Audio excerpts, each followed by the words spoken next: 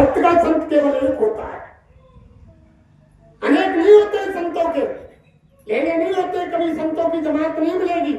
भक्त का एक संत होता है, धरती पर एक संत आता है।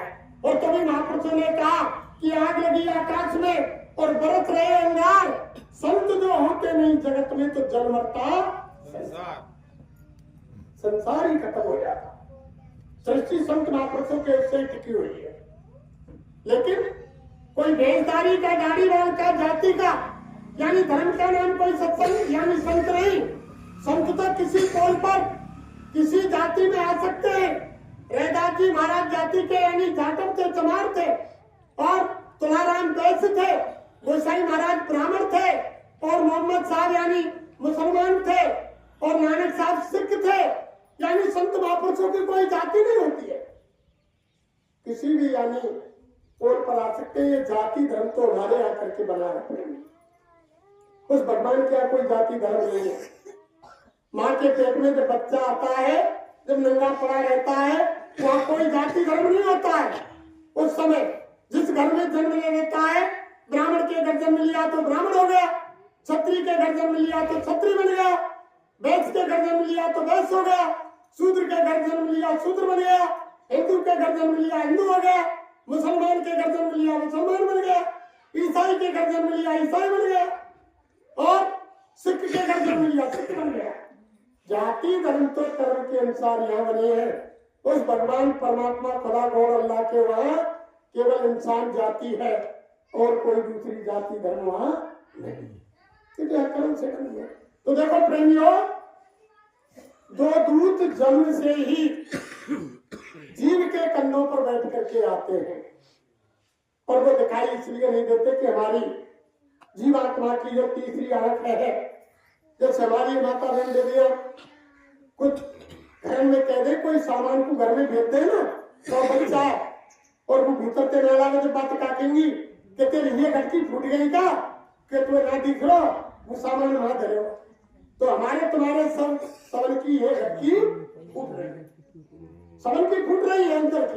अंदर की ये घटकी जो जीवात्मा की आंख है वो सबकी बंद है, इसलिए वो यानी दूध दिखाई नहीं देते। और गुरु महाराज ने बताया, दो दूत कंधों पर आते हैं बैठ करके, और एक ऑटोमेटिक कैमरा प्रत्येक जीव के सर पर लगा हुआ आता है जन्म से। 5 साल तक कोई कर्म नहीं लगता प्रेमी। जब तक जीव बच्चा 5 साल का होता है कोई कर्म नहीं लगता। 5 साल से एक दिन ऊपर जाते ही दोनों दूत अपनी किताब लेकर के लिखाई शुरू कर देते हैं। एक अच्छा कर्म लिखता है, एक बुरा लिखता है। जो भी हम बुरा कार्य कर रहे हैं वो लिख रहा है एक दूत, और दूसरा अच्छा कर रहे हैं वो लिख रहा है अपनी किताब में, और तीसरा वो ऑटोमेटिक कैमरा जो गुरु महाराज ने बताया, अरे बच्चा वो लोहे लक्कड़ स्टील का नहीं है जो खराब हो जाए, वो ऐसा ऑटोमेटिक कैमरा है, वो जीवन में कभी खराब नहीं होता, उसका बटन ऑन कर दिया जाता है। 5 साल से लेकर के जब तक हमारे शरीर के अंदर सांसों की पूंजी है, जब तक हम धरती पर जिंदे हैं, तब तक की सारी रील उस कैमरे में छप जाती है। जो भी हम अच्छा बुरा कर्म पहाड़ में, पर्वत में, जंगल में, गांव में, उजाले में, अंधेरे में, रात में, दिन में, जमीन में, गुफा में, शीश महल में, जो भी अच्छा बुरा कर्म करेंगे वो दोनों दूत लिख रहे हैं, और वो ऑटोमेटिक कैमरा चल रहा है, उसमें सारी पिक्चर बन रही है, सारी पिक्चर बन रही है। हमारे गुरु महाराज ने कहा, अरे बच्चा जब तुम्हारे सांसों की पूंजी खत्म हो जाएगी, जब धर्मराज के दरबार में और तुम्हारी आत्मा पेश की जाएगी, उस समय दोनों दूत दोनों पुस्तकें डाल देंगे कि धर्मराज महाराज इन्होंने ये अच्छा किया ये बुरा किया। जब अच्छे लिखने वाला दूत जब तुम्हारी फाइल पढ़कर सुनाएगा, जब हम आप बड़े खुशी होंगे कि मैंने बड़े बड़े अच्छे कर्म किए हैं, लेकिन जब बुरे कर्म का जब फाइल सुनाएगा तो हम क्या कहेंगे कि नहीं नहीं इन्होंने गलत लिख दिया, ये काम हमने नहीं किया, ये काम हमने नहीं किया, ये इन्होंने धर्मराज महाराज ये गलत लिख दिया, ये हमने नहीं किया। जब धर्मराज कहेगा, अरे बच्चा वो लाओ इनकी चिप, वो पेनड्राइव लाओ, सीडी में डाल दो। इनकी जन्म की सारी पिक्चर तैयार है। जब सीडी में वो पेंडुलम में चिप डाली जाएगी तो 5 साल से और जब तक तुम्हारी सांसों की पूंजी इस शरीर में रही, सारी रील तुम्हारे सामने दिखा दी जाएगी। जो भी तुम अच्छा बुरा कर्म कर रहे हो, जब यानी शर्म से आपकी गर्दन नीचे झुक जाएगी, अभी तो महात्मा कह रहे हैं प्रेमियों कि आप भगवान की नजर से बचने वाले नहीं। इसलिए कोई अच्छा काम करो। तभी तो हमारे गुरु महाराज कह रहे हैं कि भाई मनुष्य शरीर आपके लिए इसलिए नहीं मिला कि आहार निद्रा वैचम, पेट भरना, बच्चे पैदा करना और बच्चों की परवरिश करना, धन संग्रह करना, इसी काम के लिए मालिक ने नहीं दिया। ये मनुष्य शरीर तो विशेष काम के लिए परमात्मा ने दिया है कि जीते जी इसी मानव मंदिर में किसी महात्मा की तलाश करके, भेदी पुरुष, खोजी पुरुष, उसको ढूंढ करके अपनी आत्मा को जीते जी जगा करके परमात्मा से मिला दो। इसलिए मनुष्य शरीर आप भाई बहनों को मिला। में लिखा है कि नर तन कर फल बिचैन भाई और स्वर्ग स्वल्प अंत दुखदाई। ये मनुष्य शरीर संसार में विषय भोग कमाने के लिए नहीं मिला है और स्वर्ग की कामना के लिए नहीं मिला है। स्वर्ग की कामना करोगे आपको स्वर्ग मिल जाएगा। जब तुम्हारे पुण्य खत्म हो जाएंगे फिर वापस तुम्हें इसी मृत्युलोक में आना पड़ेगा, बच नहीं सकते। इसलिए क्या कहा है कि दे धरे को फलिए भाई और भजऊ राम सब काम बेहाई। यानी मनुष्य शरीर पाने का लक्ष्य यही है कि समय निकाल करके उस भगवान का, परमात्मा का भजन। जगह जगह कहा, कुछ शंकर भगवान ने पार्वती से यही कहा कि उमा कहूं में अनुभव अपने और सत्य हर भजन जगत सब। केवल सत्य, केवल भगवान का भजन है, कोई दूसरी चीज सत्य नहीं है।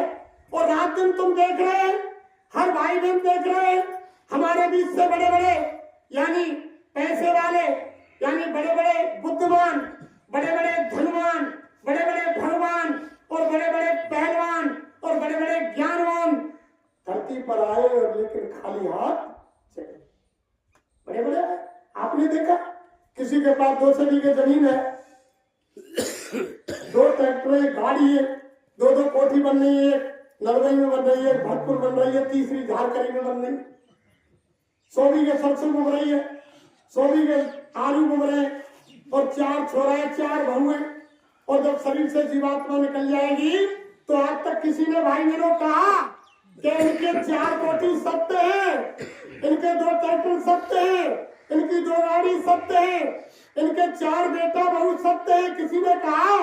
अंत में क्या कहते हैं कि राम नाम सत्य है और सत्य बोलो गति है। किसी ने कहा? किसी ने आज तक कहा?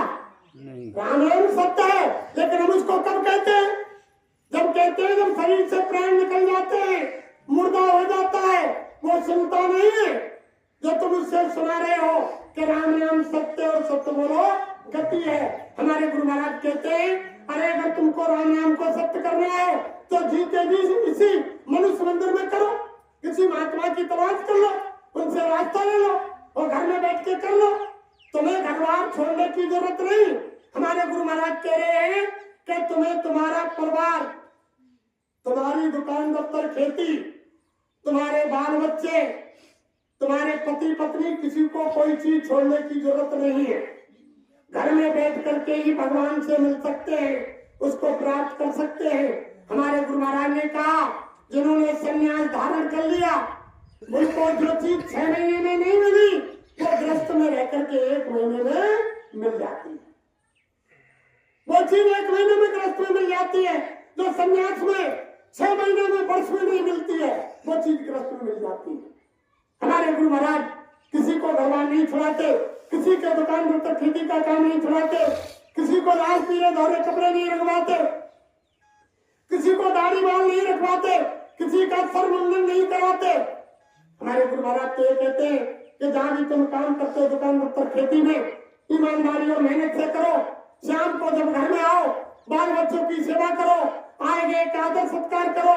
जब संसार का कोई काम नहीं रहे, जब खाट में सोने बैठने जाओ रात में, तो उस समय सच्ची आत्मा से सच्चे भगवान का 1 घंटा भजन शाम को और 1 घंटा भजन सुबह कर लेना बच्चा, इसी में तुम्हारा मनुष्य शरीर पाना सार्थक हो जाएगा, तुम्हारा लोक परलोक दोनों बन जाएगा।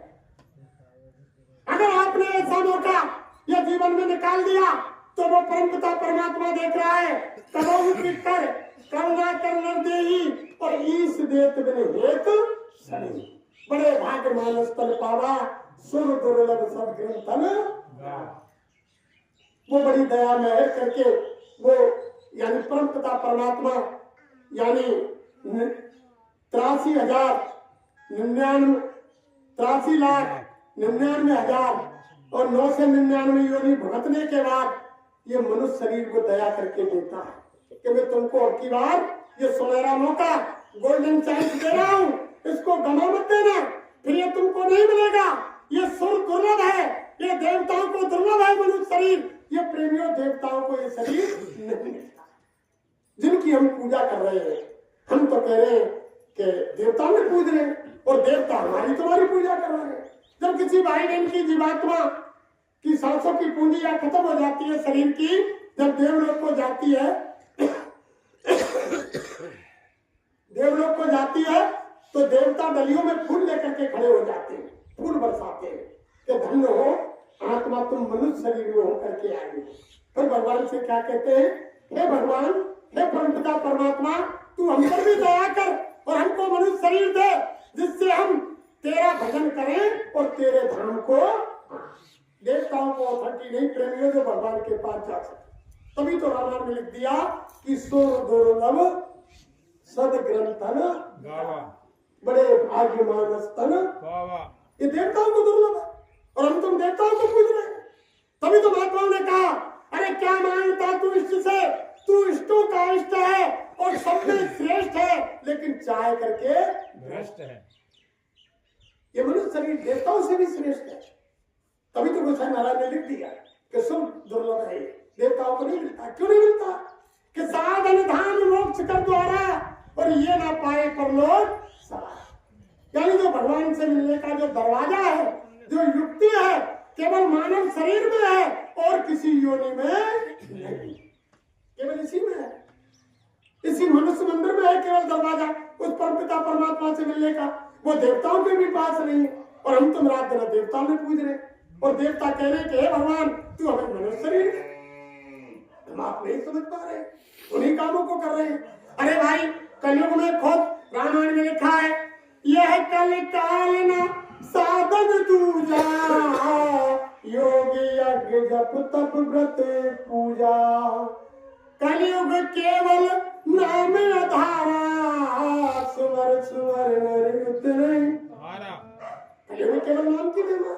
कलयुग में रामायण में साफ लिखा हुआ है कि जप तप व्रत पूजा यज्ञ हवन, इनसे जीव की मुक्ति नहीं, जीव का कल्याण नहीं। किससे होगा? नाम से होगा।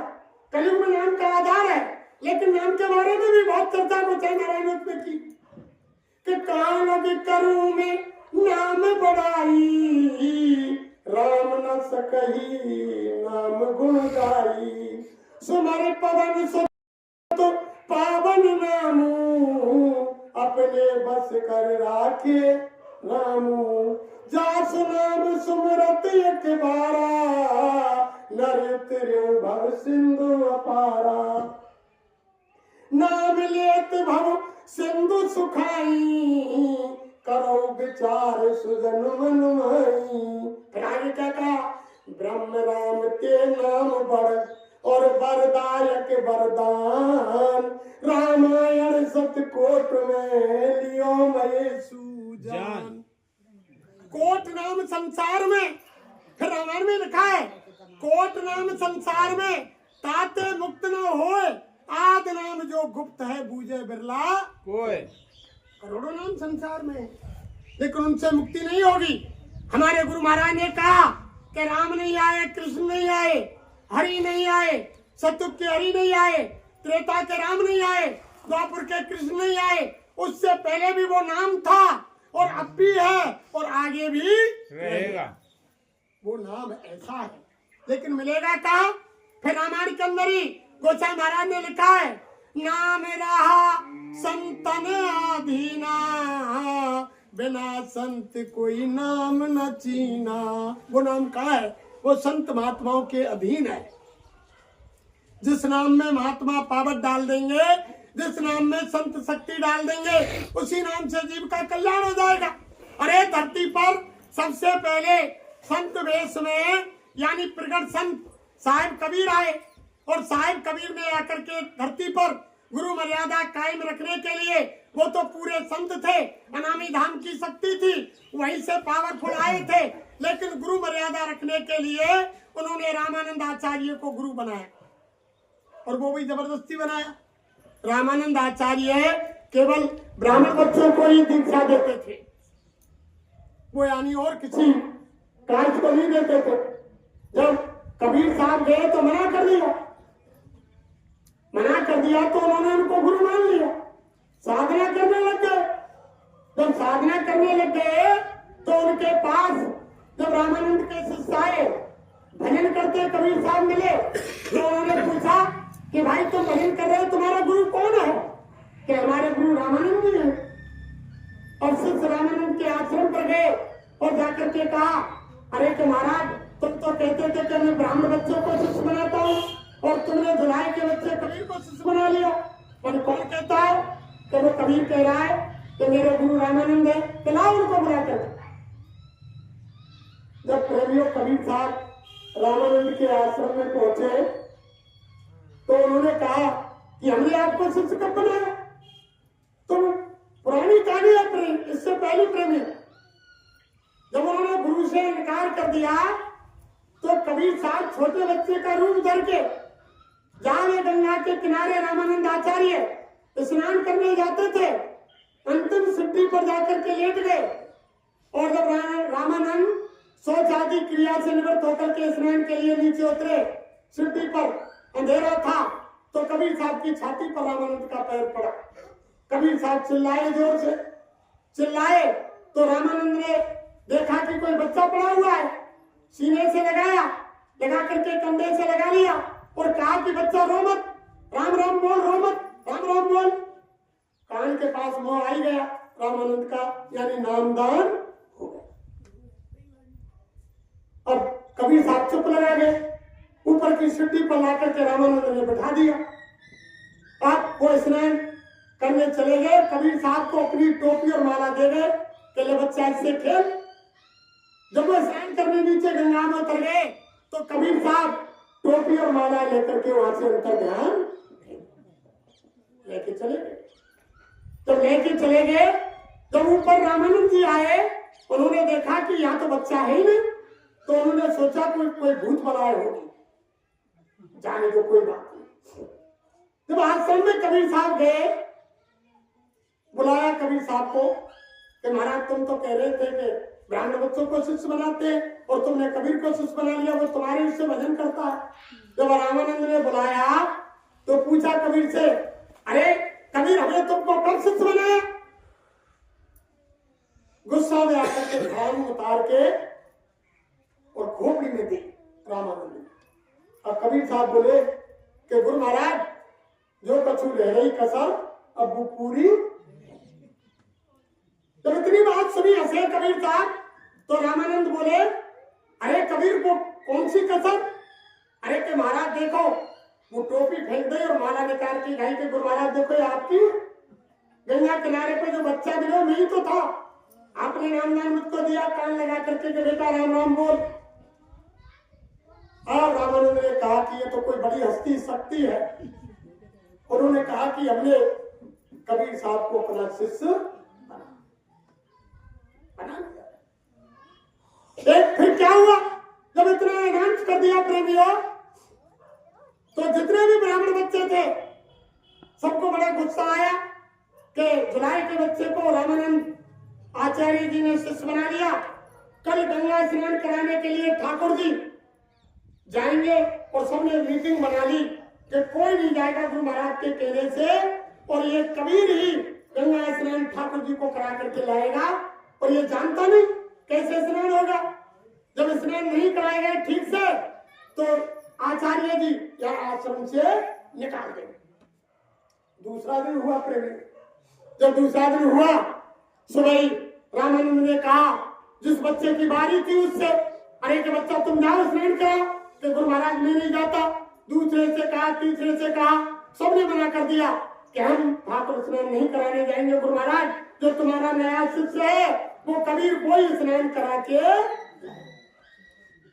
अब प्रेमियों कबीर साहब के पास बात आई, अरे कि बच्चा कबीर वो ठाकुर जी का स्नान कराना है गंगा जी में, ले जाओ उनको। अब कबीर साहब बोले कि महाराज चलो मैं जाता हूं, तुम्हारा बेत कहाँ है बेत? कबीर साहब ने रामानंद आचार्य का बेत हाथ में लिया, जो कुटिया में ठाकुर जी रखे हुए थे वहां जाकर गए, आसन पर बैठे थे। जो हम बोलते हैं ना प्रार्थना कि गुरु महिमा है अपार जगत में, गुरु महिमा है अपार, गुरु की कृपा से कितने उतर गए, हो गए भव से पार, जगत में गुरु महिमा है अपार। पत्थर में भी प्राण पुगाते, जड़ को चेतन बंत बनाते, जीवन के आधार, जगत में गुरु महिमा है अपार। अब वही काम कबीर साहब ने दिखा दिया कि पत्थर में प्राण पुगाते, बेत को लेकर के कुटिया में गए, ठाकुर जी के आसन में 2 बेत मारे। अरे ठाकुर जी तुम बैठे हो, खड़े हो जाओ, गुरु महाराज की पूजा का समय हो गया, स्नान करने चलना है, खड़े हो। अब कबीर साहब का आदेश, पूरे संत थे, ठाकुर जी खड़े हो गए, बेत के पड़ते आसन में, और आगे आगे ठाकुर जी चलने लगे, पीछे से बेत लेकर के कबीर साहब जा रहे हैं।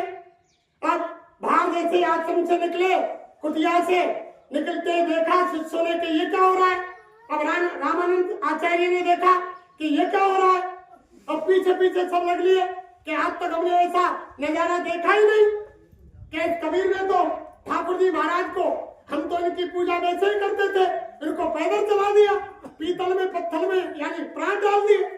जब आगे आगे ठाकुर जी और पीछे से कबीर साहब, पीछे से गुरु महाराज, रामानंद आचार्य और सारी संगत गंगा जी पहुंच गई। जब गंगा जी पर पहुंच गए तो वहां जाकर के रोक दिया कि रुक जाओ ठाकुर जी। अब पूछा गुरु महाराज से कि गुरु महाराज मुझे मालूम नहीं स्नान कैसे होता है, बताओ, ऊपर ही बैठ के स्नान कराऊं या नदी में कूदा दूं? और शिष्य बोले, गुरु महाराज नहीं बोले बात पहले कि ऊपर थे तो लौट आएंगे, इन्हें भीतर ही क्यों नहीं खुलवाऊंगे गंगा जी में? और शिष्य बोले रामानंद के, तो उन्होंने कही कि यानी भीतर ही क्यों नहीं खुलवाऊंगे? गुरु महाराज भीतर खुलवा जाते, निकले नहीं है गंगा जी में। जब रामानंद बोले, अरे बच्चा कबीर इनको अंदर खुदा दो। अब कबीर साहब ने कही करे, ठाकुर जी देख क्या रहे हो, कूद पड़ो स्नान के लिए गंगा जी में। ठाकुर जी कूद पड़ेगा। अब 10-20 मिनट रह गई, फिर कबीर साहब बोले कि गुरु महाराज मुझे मालूम नहीं कि कितनी देर में स्नान हुआ, मैं तो नया नया आया हूँ, बता दीजिए मुझको कितनी देर में स्नान हुआ, तभी बाहर निकाल लूंगा मैं। अब शिष्य सोचने लगे कि ये तो गंगा जी में कूद गए ठाकुर जी, अब का निकले, ये तो बहुत गहरे पानी में गए, अब ना निकले। जब समय है वो, जब इनने कही रामानंद ने कि बच्चा कबीर निकालो, ठाकुर जी को पूजा करे, पूजा का समय हो रहा है। जब बेत लियो खटकाओ सिद्धि पे, अरे ठाकुर जी स्नान हो गए, बाहर आ जा। अब फुदक फुदक के वे सब बाहर आई। ऐसे ही माँ पहुंच गए आश्रम। जब यानी इतने बड़े चमत्कार, बहुत चमत्कार थे, एक ऐसा नहीं, बहुत। एक बार यानी रामानंद आचार्य ने ठाकुर को स्नान कराने के बाद उनकी यानी सारा श्रृंगार कर दिया और उनके सिर पर मुकुट बांध दिया और माला रह गई। जब माला रह गई प्रेमियों, अब अंदर बाहर कबीर साहब और अंदर ठाकुर कुटिया में माला। अब कैसे पहना में? रामानंद बोले कब क्या किया जाए, अगर मुकुट उतारता हूं तो ठाकुर जी का अपमान होता है, श्रृंगार कर दियो, पूरा मुकुट पहरा दी, अब क्या करूं? दिमाग काम नहीं कर रहा था। जब बाहर से आवाज आ रही, कबीर साहब कह रहे, अरे कि गुरु महाराज माला का धागा तोड़ दो, और धागा तोड़ के और नार में डाल के फिर बांध दे। अब बंद देखो चारों तरफ कि ये बात तो कबीर की है, लेकिन कबीर तो बाहर है और हम यहाँ अंदर है, उनको कैसे मालूम? तो संत ऐसे होते हैं। संत छोटी मोटी ताकत नहीं होती है प्रेम। संत कोई दाढ़ी वाल का नाम संत नहीं है, कोई जाति धर्म का नाम संत नहीं है। संत यानी हर जाति मजहब में आ सकते हैं और आए, हर जगह आए। तो धरती पर सबसे पहले यानी कबीर साहब आए, प्रगट संत, जिन्होंने सत्य साहिब नाम को जगाया प्रेमी। और उसके बाद सत्य साहिब से जीवों का कल्याण कराया। आज भी कबीर पंथी भाई सत्य साहिब बोलते हैं। उसके बाद गुरु नानक देव आए धरती पर, उन्होंने गाय गुरु नाम में ताकत भरी और गाय गुरु नाम से जीवों का कल्याण कराया। और उसके बाद धरती पर गोसाई महाराज आए। गोसाई महाराज ने राम नाम में ताकत भरी, लेकिन गोसाई महाराज ने साफ लिखा कि एक राम दशरथ का बेटा और एक राम गटगट में बैठा और एक राम का सकल पसारा और एक राम इन सबसे न्यारा। यानी उन्होंने कहा कि एक राम सबसे न्यारा है। चारों जग में राम है, तीन राम व्यवहार और एक राम विस्तार है, ताको करो विचार। उसे महाराज ने कहा, लेकिन हम वापस गए। उसके बाद नजदीक आगरा में शिवदयाल जी महाराज आए, जिन्होंने राधा स्वामी नाम को जगाया और राधा स्वामी नाम से जीवों का कल्याण कराया। आज भी जगह जगह राधा स्वामी मत चला हुआ है। आज भी राधा स्वामी नाम से लोग बहुत उच्चारण करते हैं। उसके बाद मथुरा में और नजदीक हमारे गुरु महाराज आए, जिन्होंने जय गुरुदेव नाम को जगाया और जय गुरुदेव नाम से जीवों का कल्याण कराया। और गुरु महाराज ने कहा, ये नाम उच्च यानी परम पिता परमात्मा सर्वशक्तिमान शक्ति का नाम जय गुरुदेव है। गुरु महाराज बोले, बच्चा मेरा नाम जय गुरुदेव नहीं।